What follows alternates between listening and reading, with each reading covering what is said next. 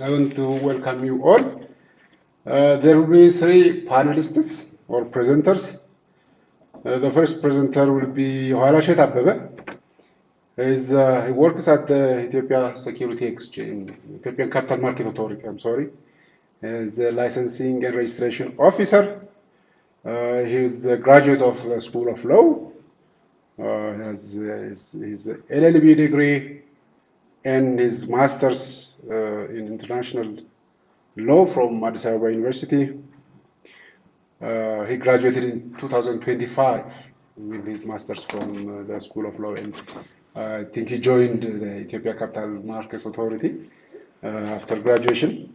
I welcome him to the podium for him to make his presentation. I think the maximum time allowed is, yes, 20 minutes. So the floor is yours.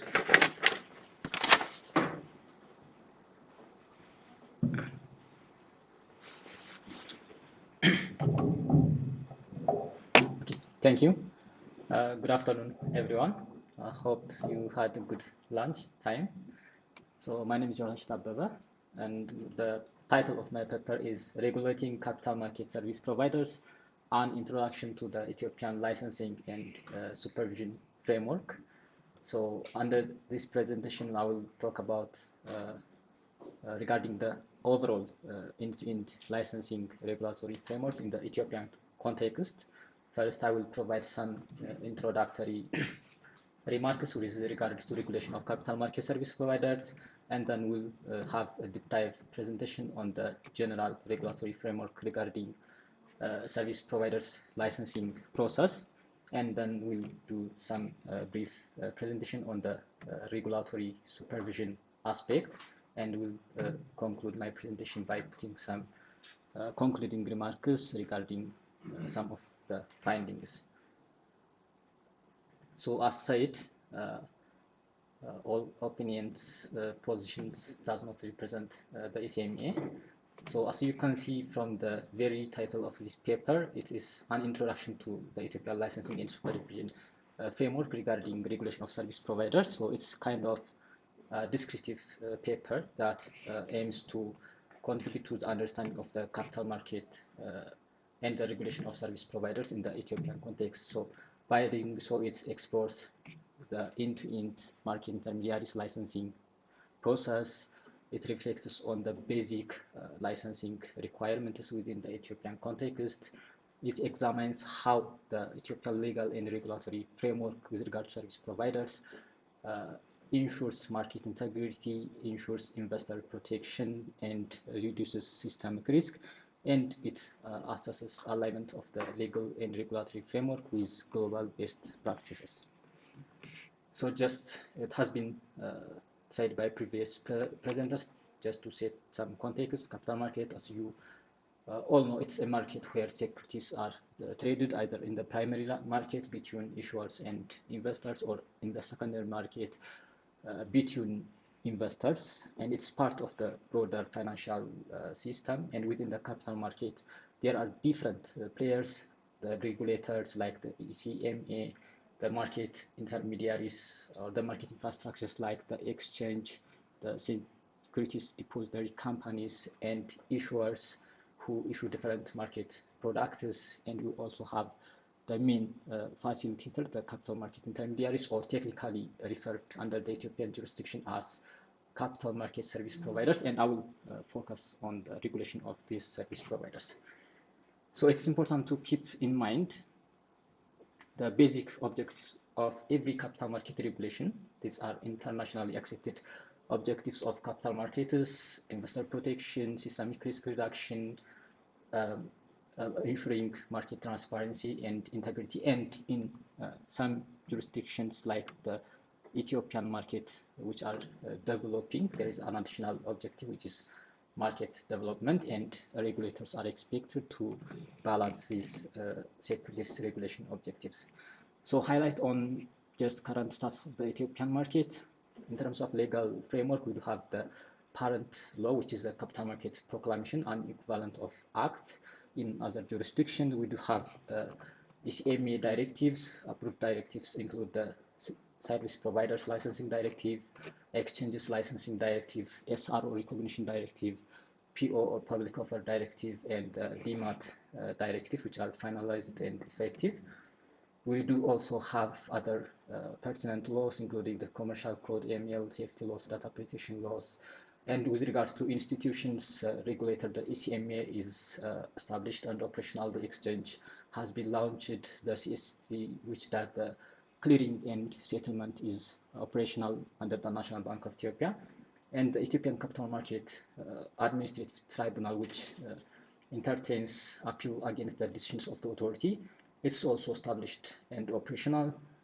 With regard to service providers, as of today, we do have 17 licensed service providers, of 5 being trading members of the exchange. And regarding listing, we do have 3 companies and T-bills listed. So from the legal framework, I will focus on the proclamation and the licensing directive. The proclamation, as I mentioned before, it establishes different entities. It defines what a capital market service provider is.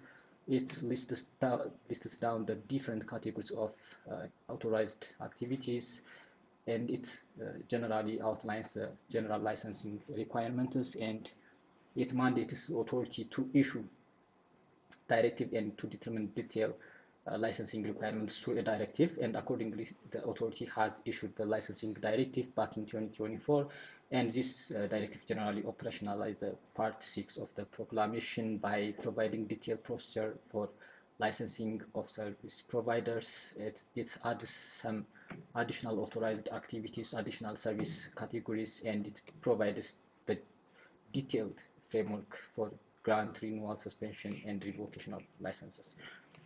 So in addition to these local legal frameworks, it's also important to observe internationally accepted best practices, which is the IOSCO principle. As mentioned before, the International Organization for Securities Commission, it has issued 38 principles, of which 4 are dedicated to service providers regulation. As you can see, the IOSCO provides that capital market regulation should provide the minimum entry criteria for service providers. There should be an initial and ongoing capital market minimum capital requirement. There should be effective internal control function to protect investors, to manage risks, to manage conflict of interests, and there should be procedure for dealing with the failure of market service providers. So this side, I will discuss in detail what the Ethiopian legal framework's licensing requirements are and how they are designed to achieve the aforementioned principal capital market objective. So the first legal framework which defines capital market service provider is a proclamation. So if you see the general jurisprudence, market intermediaries or service providers are companies, basically financial institutions, that facilitate capital market transaction by providing services to issuers and to investors. And according to the proclamation, they are licensed person engaged in the business of regulated capital market activities and services under the proclamation and laws that are issued pursuant to the proclamation. So 2 important elements under this definition are the licensing aspect and the regulated capital market activities aspect. So with regard to the regulated capital market activities, the proclamation provided lists of different activities that require prior license of the authority, which includes dealing in securities, providing investment advisory services, providing fund management services, and many others. And the proclamation and also the licensing directive also provides lists of license categories, about 15 service license categories that are authorized to undertake the service. The authorized services which I mentioned before includes securities broker, dealers, investment advisors, investment bankers, and others.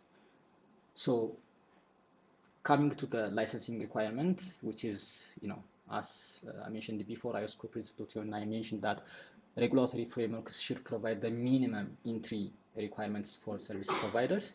So generally, the licensing requirement under the Ethiopian context involves related in relation to incorporation, in relation to internal framework, and in relation to the fitness and propriety of appointed representatives, board members, and it relates to minimum capital requirement. So with regard to incorporation, the licensing directive requires, except for the advisory categories, all other service categories which I mentioned here should be established as a share company or PLC legal form, and as part of their incorporation they should submit or they are expected to submit their memorandum of association, their commercial registration certificates, board resolutions, partner resolution in case of partnerships, investment permit in case of foreign applicants, and these all incorporation documents are very relevant in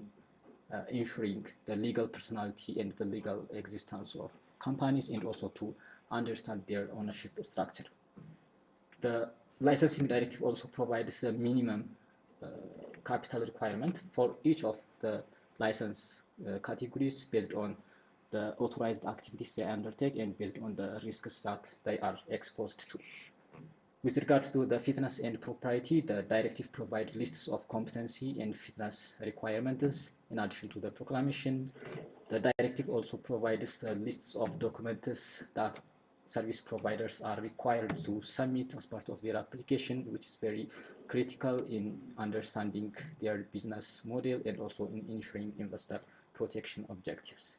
So infrastructure facility requirements are also in place, and there are also CMS fee directive, which sets applicable licensing and application fees. So with regard to the policy documents, they are generally a reflection of the company's operation.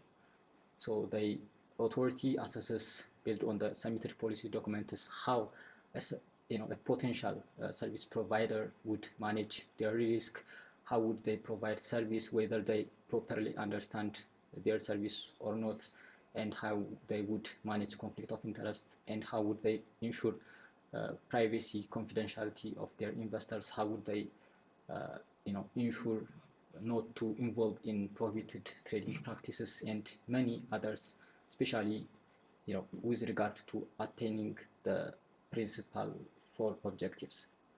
So the policy documents are expected to be accurate and reflect the business of the company.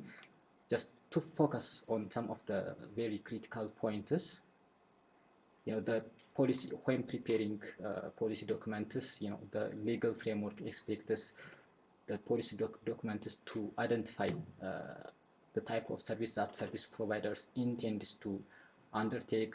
As I mentioned before, the policy documents represents the company and their operation, so proper identification of service is very critical. The directive provides lists of authorized activity and lists of unauthorized activity for each license category.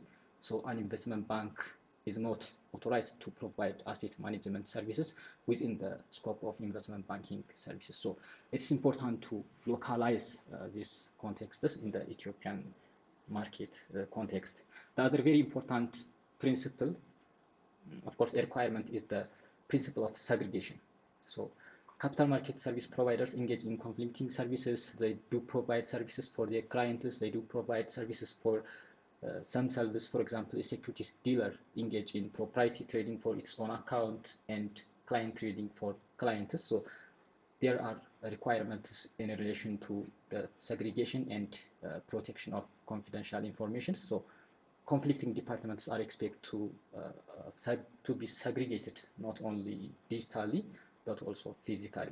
So it's important to observe this segregation rule, and also best execution rule, especially with regard to trading members like brokers, investment bank who do brokerage, and securities dealers. They are expected to prioritize their clients' interest, and they are expected to and required under the Ethiopian Securities Exchange Rulebook to execute client instructions on the best interest of clients, considering different factors. The other is consistency. Each of the internal control mechanism and policy documents have their own separate objectives, but generally they are expected to, the information provided in one document and other documents are expected to be aligned to each other. And with regard to engagement with third party, under the Ethiopian Commercial Code, most of the time the general manager or the CEO acts as an agent of a company, and they represent a company towards third-party engagement. But coming to the capital market ecosystem, the licensing directive requires chief compliance officers to be the primary agent with regard to reporting obligations. So the other important criteria and requirement that is critical to ensure competent, responsible professional are joining the market is the fitness and propriety criteria. As part of this assessment, the authority is mandated to see the reputation, the integrity, the competency, educational experience of board members and senior personnel, which is technically referred to as an appointed representative. So the appointed representatives are generally natural persons that represent a service provider and who do provide and undertake the regulated capital market activities, includes the CEO, chief compliance officer, and many others, depending on the activities of the service providers. And they are required to have, some professional certifications and comply with the minimum educational and sector-specific technical roles. With regard to board members, so unlike the commercial code, which is a primary legal framework in the operation, establishment, governance, and dissolution of companies, the licensing directive makes it mandatory for PLCs to have a board member, and some or many may raise concern with regard to its contradiction with the commercial code optionality of board structure for PLCs. Personally, I think the main important factor here is why mandatory board structure in case of PLCs would be very relevant here. It could be for different reasons. One of the most important factors is, as you know, and as I mentioned before, service providers do provide regulated market activities. They do undertake conflicting activities, and the authorities or regulators do have the obligation to ensure investor protection and to ensure the integrity of the market. So as part of this, the board structure is very critical in ensuring whether the service providers are undertaking their duty in compliance with legislative frameworks. And this, as part of this, I do believe that a higher governance standard is expected for PLCs who do provide capital market services than conventional family-owned or closely held companies that do provide non-capital, non-regulated market activities. So the other important point I want to raise is, key considerations with regard to board composition.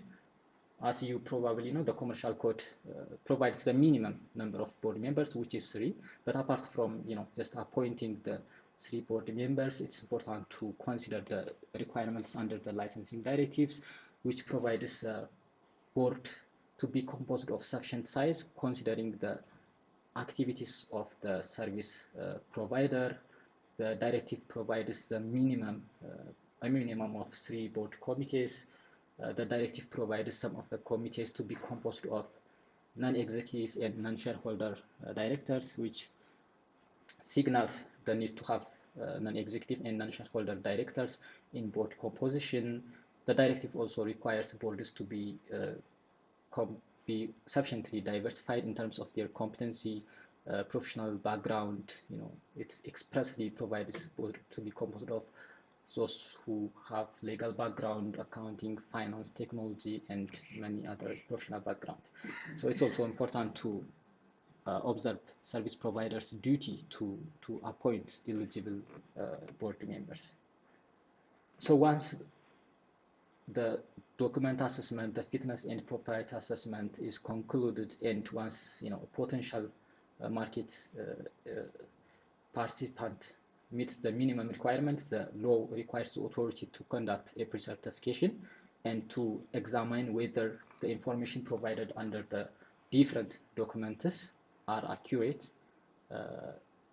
and true. So generally the law provides the main objective of the pre-certification inspection, which is to assess the overall preparedness of potential service providers. So as part of its PCI assessment, the authority examines their readiness, the adequacy of their office, both to clients, both to staff members, the whether the authority is required to verify whether the departments that are required to be segregated are properly segregated, whether there are mechanisms in place to prevent conflict of interest, risk management issues. So generally the authority assesses their operational readiness, their infrastructures, especially those service providers that are going to be trading members of the exchange are required to have the necessary technological infrastructures to facilitate smooth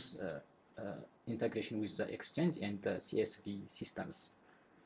So once these processes are finalized, the authority or the regulator is required to provide its final decision, which could be either granting license or refusing to grant license.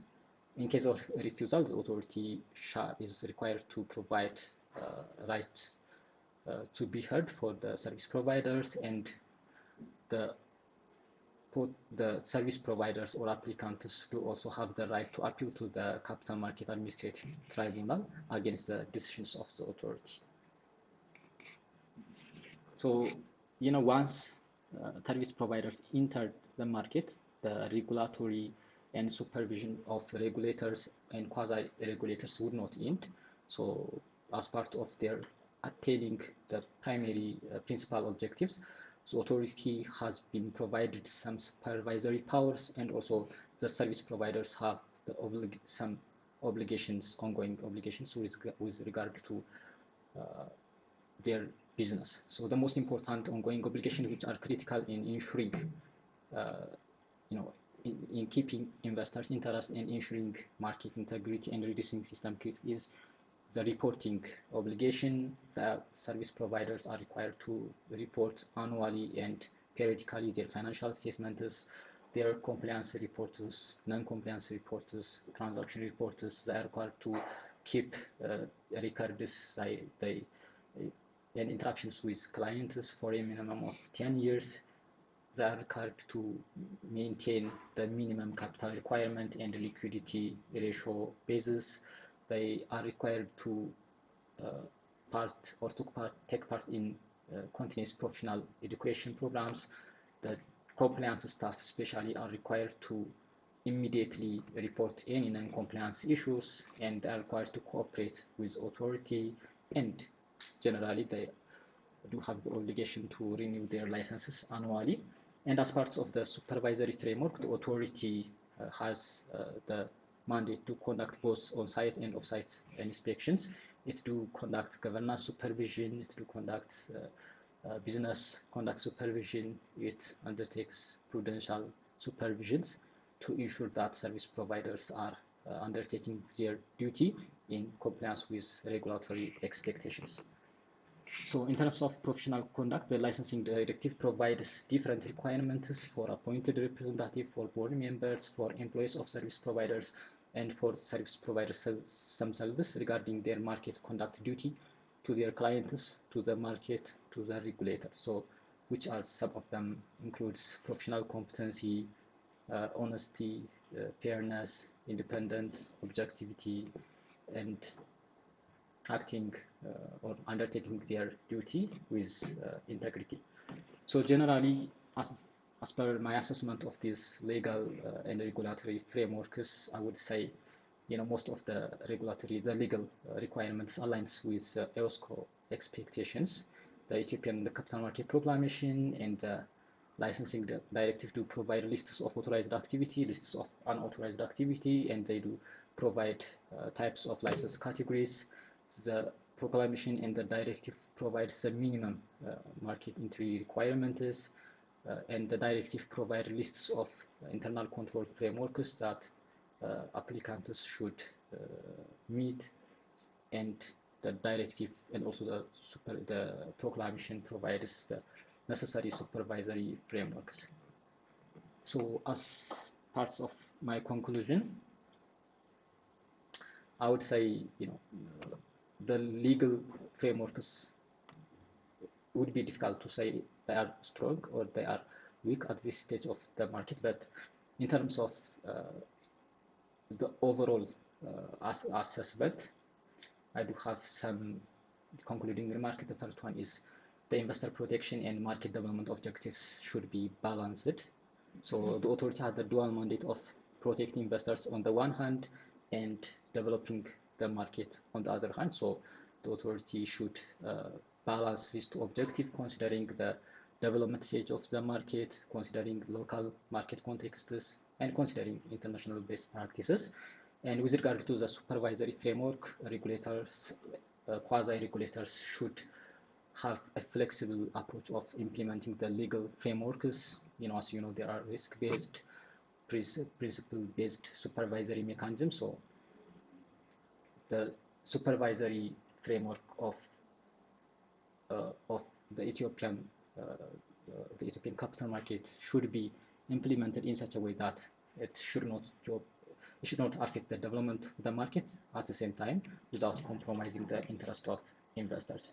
So they should use supervision as a kind of not only strictly regulating service providers, but as kind of guiding and as kind of market development instrument.